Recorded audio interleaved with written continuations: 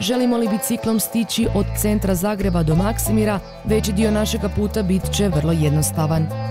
Krećemo s Trga Burze u strogome centru Zagreba u smjeru Martićeve ulice. Pošto se biciklistička staza pruža većim dijelom Martićeve ulice, naš je put vrlo jednostavan i u najvećem dijelu odvija se pravocrtnom linijom. U Martićevoj ulici najveća brika su nam prijelazi preko većih križanja sa semaforom, primjerice križanje s Bauerovom ulicom.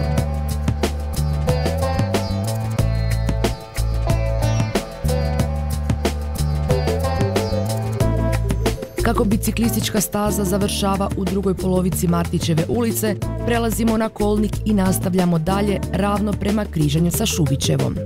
Ovo križanje zahtijeva maksimalnu koncentraciju jer se biciklist susreće s pješacima, automobilima i tramvajima koji se istodobno kreću u više smjerova.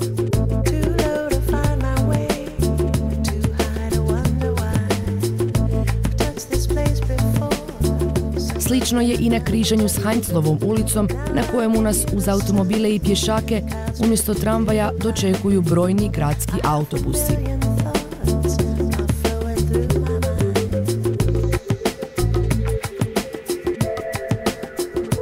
Nakon Heinzlove nastavljamo kolnikom po Rakovčevoj i zatim Štosovoj ulici sve do kraja.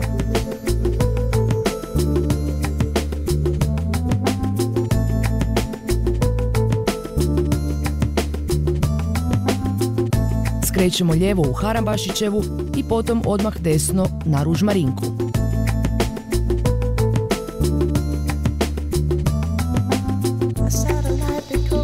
Opet vozimo do kraja i skrećemo desno, pa potom odmah lijevo u prostor između stambenih zgrada.